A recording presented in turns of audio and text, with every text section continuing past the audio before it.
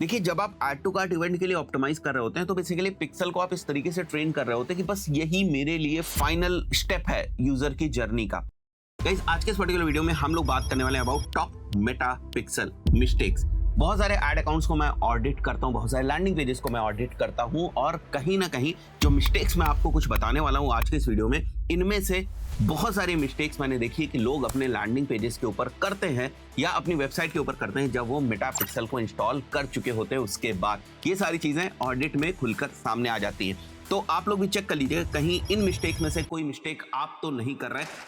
सबसे पहली जो मिस्टेक है that is basically pixel which is only installed on home page. अब ये गलती दो तरीकों से होती है। देखिए, एक तो आपको सही तरीके से पिक्सल इंस्टॉल करना ही नहीं पता है, केवल आपने होम पेज के ऊपर इंस्टॉल कर दिया, एक तो ये गलती होती है। दूसरी गलती ये होती है कि आपने पिक्सल को सबसे पहले तो अपनी वेबसाइट के ऑल पेजेस के ऊपर फायर कर दिया। वेबसाइट के सभी पेजेस के ऊपर जो है वो पिक्सल लग गया है, प्रॉपरली लग गया है, बट आप जो पिक्सल लगाते हो अपनी वेबसाइट के हेड सेक्शन में लगाते हो। उसके बाद आपने क्या डिसाइड किया कि ठीक है, वेबसाइट के ऊपर ना मैं अब एक लैंडिंग पेज जो है वो क्रिएट करने जा रहा हूं। जब आप लैंडिंग पेज अपना क्रिएट करते हो तो आप क्या करते हो, आप हेडर और फुटर को लैंडिंग पेज से रिमूव कर देते हो, बिकॉज सिंगल पेज की तरीके से आपको उसको दिखाने की जरूरत होती है, डिस्ट्रैक्शन वगैरह नहीं चाहिए होते हैं। तो जो आपकी वेबसाइट का एग्जिस्टिंग हेडर होता है वो बेसिकली आप लैंडिंग पेज से रिमूव कर देते हैं। तो जैसे ही आप उसको लैंडिंग पेज से रिमूव करते हैं, जो पिक्सल आपका हेडर में लगा हुआ था वो रिमूव हो जाता है। तो अब आपके लैंडिंग पेजेस के ऊपर पिक्सल ही नहीं लगा हुआ होता है और आप एड्स रन करना जो है वो शुरू कर देते हैं। तो ये एक मिस्टेक मैंने देखी जो अक्सर जो है वो लोग करते हैं, और वो इसीलिए क्योंकि वो ठीक तरीके से दोबारा जो है चीजों को डिबग नहीं करते हैं। इसको और अच्छे तरीके से समझा देता हूं। देखिए, यहां पर हम लोग हमारी वेबसाइट के ऊपर आ जाते हैं। अगर आप देखेंगे तो अभी हमने जो पिक्सल है वो लगा रखा है यहाँ पर, ठीक है, हमारा जो मेटा पिक्सल है वो लगा हुआ है, और ये एक वेबसाइट के इस पेज के लोड होने पर एक स्टैंडर्ड इवेंट जो कि पेज व्यू होता है, ये हमारे इवेंट्स मैनेजर को सेंड कर रहा है। अब ये जो पिक्सल इंटीग्रेटेड है ना, वो बेसिकली इस हेड सेक्शन में इंटीग्रेटेड है। अगर आप जीटीएम के थ्रू भी पिक्सल लगा रहे हैं तब भी जीटीएम पहले आप हेड में लगाते हैं और उसके बाद जीटीएम की मदद से आप पिक्सल को फायर करने की कोशिश करते हैं ऑल पेजेस के ऊपर। तो बेसिकली आपका जो पिक्सल है ना वो ये हेड सेक्शन में ही जो है वो लगा रहता है। जैसे यहां पर भी मैं आपको थोड़ा सा समझा देता हूं। जैसे हम लोग इस तरीके से यहां पर आ जाते हैं और यहां पर मैं आपको दिखा देता हूं कि पिक्सल हमारा हेड सेक्शन के अंदर लगा हुआ होगा। जैसे यहां पर अगर आप देखोगे तो जीटीएम होगा, मतलब जीटीएम के थ्रू अगर आप देखने जाएंगे तो फिर आपको पिक्सल देखने को मिलेगा। जैसे यहां पर देखिए ये जीटीएम है, ठीक है, ये गूगल टैग मैनेजर की जो स्क्रिप्ट है वो यहाँ पर इंटायर स्क्रिप्ट जो है वो लगी हुई है। तो ये जो जीटीएम है ये हेड में लगा हुआ है और जीटीएम के थ्रू पिक्सल जो है लगा हुआ है, तो वो बेसिकली हेड में ही होता है। अब आपने एक नया लैंडिंग पेज बनाया, नया लैंडिंग पेज में आपने क्या किया कि ये हेडर को रिमूव कर दिया। यहाँ पर कुछ हेडिंग्स वगैरह आपने डाल दी और हेडर को रिमूव कर दिया। तो जीटीएम का कंटेनर ही नहीं लगा हुआ है लैंडिंग पेज के ऊपर, तो वहां पर फिर पिक्सल कहां से आ जाएगी, बिकॉज पिक्सल तो आपने जीटीएम की मदद से फायर किया है।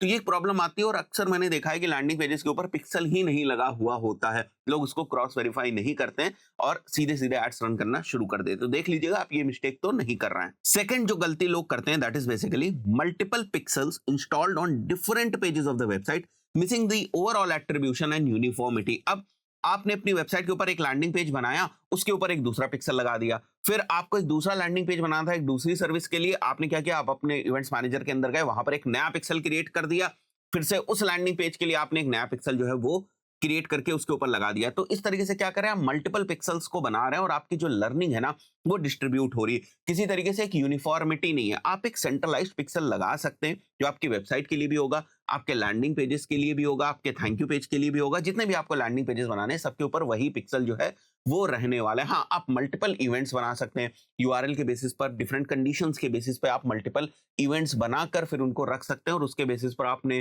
कैंपेन्स वगैरह को ऑप्टिमाइज कर सकते हैं। बट आप एक वेबसाइट के लिए मल्टीपल पिक्सल्स को ना बनाएं, वो आपके लिए प्रॉब्लम जो है वो क्रिएट करेगा। थर्ड मिस्टेक मैं आपको बताता हूं, using the custom events from day one, not using the standard events initially defined by the Meta. ये चीज मैं आपको इस एग्जांपल समझाने की कोशिश करता हूं। यहां पर मैं अपने इवेंट्स मैनेजर के अंदर जो है वो आ चुका हूं। अब ये वाले जो इवेंट्स आप देख रहे हो, page view, view content, add to cart, initiate checkout, add payment info, purchase, ये सारे जितने इवेंट्स आप देख रहे हो ये सारे हमारे स्टैंडर्ड इवेंट्स हैं। जहां पर देखो परचेज इवेंट हमारे जो है वो हो रहे हैं, यहाँ पर अप्रोक्सीमेटली 466 परचेज इवेंट्स हुए हैं हमारे।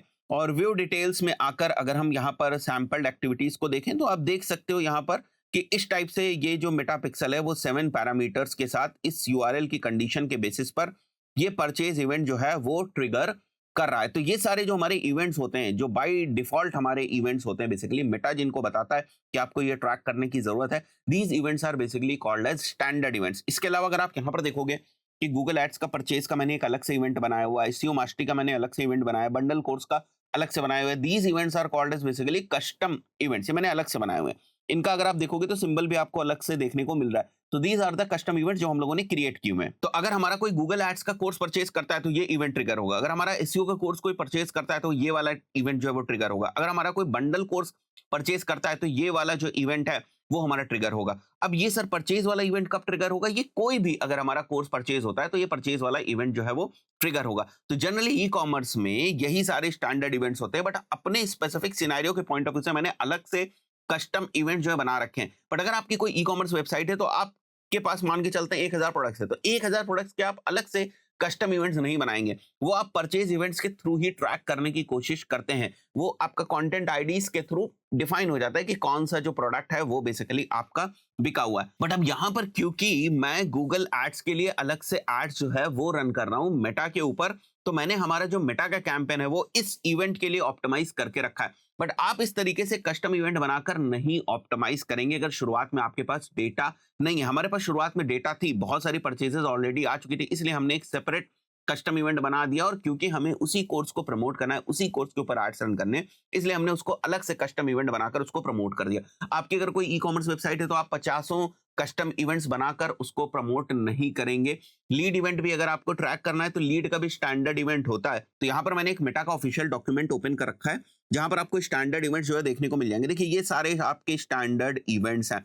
तो पहले आप कोशिश करें कि जो चीजें आप ट्रैक कर रहे हैं वो इन्हीं इवेंट्स के अराउंड जो है वो ट्रैक कर लें। जैसे व्यू कंटेंट हो गया, परचेज हो गया, स्टार्ट ट्रायल हो गया, सबमिट एप्लीकेशन हो गया, सब्सक्राइब हो गया। बिकॉज इन इवेंट्स के बारे में मेटा ज्यादा बेहतर तरीके से जानता है। इन इवेंट्स के अराउंड मेटा के पास ज्यादा डेटा है, वो इन इवेंट्स को अच्छे से समझता है। अगर आप अपना कोई कस्टम इवेंट अलग से बना देते हैं तो उसको लर्न करने में मेटा को शुरुआत में थोड़ा सा टाइम लगता है। आई बिलीव ये चीज आपको समझ में आई होगी। Now the fourth mistake is always test events before making them live.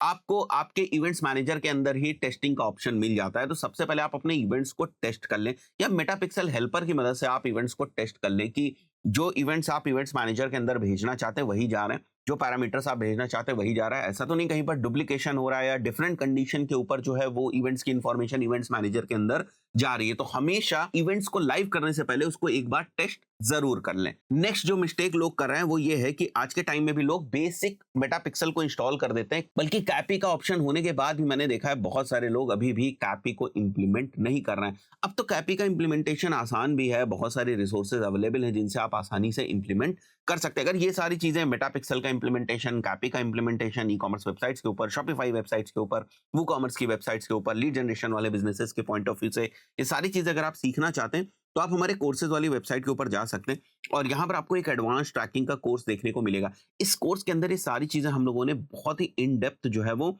Explain करी। अगर आप यहाँ पर देखेंगे कोर्स करिकुलम के अंदर सारी चीजें आपको देखने को मिलेंगी और ये सारी एडवांस ट्रैकिंग आप बड़ी आसानी से सीख सकते हैं। सिक्स्थ पॉइंट पे हम लोग आते हैं। It's not only about events, it's also about the parameters. More parameters gives you better control. अब मैं पैरामीटर्स आपको समझाता हूं। जैसे यहाँ पर हम हमारी वेबसाइट के एक कोर्स को ओपन कर रहे हैं, तो अगर आप देखें तो यहाँ पर व्यू कंटेंट इवेंट हुआ, बट व्यू कंटेंट इवेंट के साथ इवेंट्स मैनेजर को ये सारी इंफॉर्मेशन भी जारी। कंटेंट आईडीज मतलब ये जो प्रोडक्ट की आईडी है वो भी जा रही है। कंटेंट का नेम यानी कि ये जो हमारा कोर्स है उसका नेम भी जा रहा है। कंटेंट टाइप क्या है? प्रोडक्ट है। करेंसी क्या है? INR है। वैल्यू क्या है? 3499 है। इसी तरीके से अगर कोई इस कोर्स को ओपन करता है तो यहाँ पर अगर आप देखें तो इस इवेंट के साथ ये सारी इंफॉर्मेशन जो जा रही, तो ये हमारा बेसिकली इवेंट है और ये हमारे जो पैरामीटर्स हैं इवेंट के वो हैं। तो आप इसको ऐसे समझिए कि इवेंट्स के साथ कुछ एडिशनल इंफॉर्मेशन आपकी पैरामीटर्स के पॉइंट ऑफ व्यू से जाती है। तो जितनी स्पेसिफिक, जितनी ज्यादा इंफॉर्मेशन आपकी किसी एक इवेंट के साथ जाएगी, उतनी बेहतर तरीके से आपका जो पिक्सल है वो ट्रेन होगा और इन पैरामीटर्स के बेसिस पर भी आप फर्दर अगर इवेंट्स के थ्रू कोई और कस्टम इवेंट बनाना चाहते हैं तो वो आपके लिए आसान हो जाएगा। फॉर एग्जांपल आप चाहते हैं कि जिन लोगों ने व्यू कंटेंट किया बट उनकी वैल्यू जो है वो 6000 से ज्यादा हो, बट अगर वैल्यू का पैरामीटर ही इवेंट्स मैनेजर के पास नहीं गया है तो वैल्यू ग्रेटर देन 6000 की कंडीशन आप कैसे लगाएंगे? So more the parameters will give you more control at events manager level to create the further events. तो इस चीज का ध्यान रखिएगा, अगर आप कस्टम पैरामीटर सेंड कर सकते हैं तो जरूर सेंड करें आप इवेंट्स के साथ। और जो आपके स्टैंडर्ड इवेंट्स होते हैं उनमें जनरली ये डिफाइन होता है कि आपके कौन से स्टैंडर्ड कस्टम पैरामीटर्स होंगे। इसके अलावा भी आप अपने पैरामीटर्स जो है वो भी सेंड करना चाहें, अपने स्पेसिफिक पैरामीटर्स, तो वो भी सेंड कर सकते हैं। अब जैसे मैं यहाँ पर ऐड टू कार्ट करता हूँ, तो ऐड टू कार्ट अगर मैंने किया तो यहाँ पर देखो पिक्सल जो है वो add to cart events manager के अंदर जो है वो सेंड कर रहा है।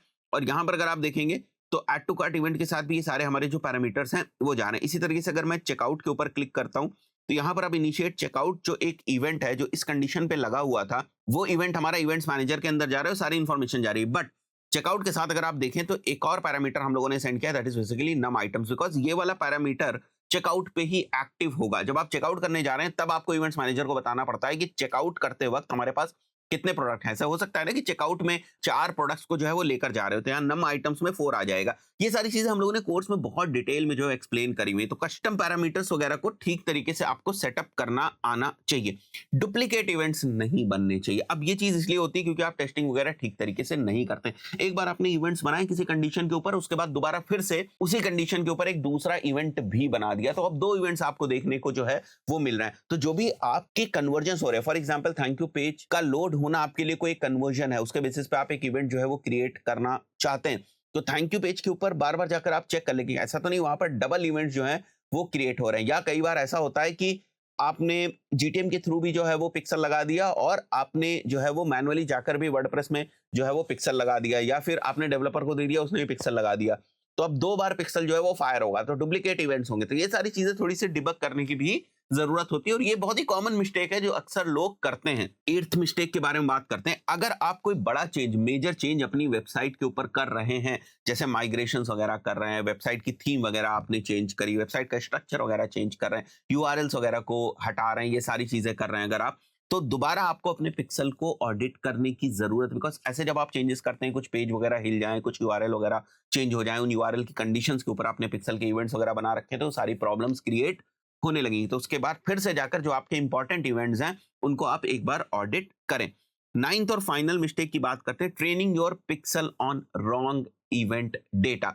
मैंने क्या देखा है, लोग अपने एड अकाउंट्स रन कर रहे हैं किस इवेंट के ऊपर, ऐड टू कार्ट के ऊपर। लोगों का ये कहना है कि अरे सर ऐड टू कार्ट करके ही तो लोग जो है वो परचेज करते हैं, तो अगर मेरे परचेज के इवेंट्स कम है बट मेरे ऐड टू कार्ट्स के इवेंट ज्यादा हैं, तो पिक्सल को पता है कि कौन लोगों ने ऐड टू कार्ट किया, मैं वैसे ही लोगों को ढूंढना चाहता हूं जिन लोगों ने और ज्यादा ऐड टू कार्ट किया। ये चीज ऐसे काम नहीं करती। देखिए पिक्सल को आपको ये बताना पड़ता है कि आप फाइनल क्या चीज चाहते हैं। आपको पिक्सल को हमेशा जो आपका अल्टीमेट गोल है ना वो बताने की जरूरत होती है और उस पर आपको अपने कैंपेन को ऑप्टिमाइज करने की जरूरत पड़ती है। उसके बाद फनल के हर स्टेज से ऑडियंस को मेटा पकड़ के ले आएगा अगर उसको लगता है कि जो आपने फाइनल इवेंट डिफाइन किया है वो ये पर्सन जो है वो कर सकता है। देखिए जब आप ऐड टू कार्ट इवेंट के लिए ऑप्टिमाइज कर रहे होते हैं तो बेसिकली पिक्सल को आप इस तरीके से ट्रेन कर रहे होते हैं कि बस यही मेरे लिए फाइनल स्टेप है यूजर की जर्नी का, which is actually not true, और ये चीज आप चाहते नहीं।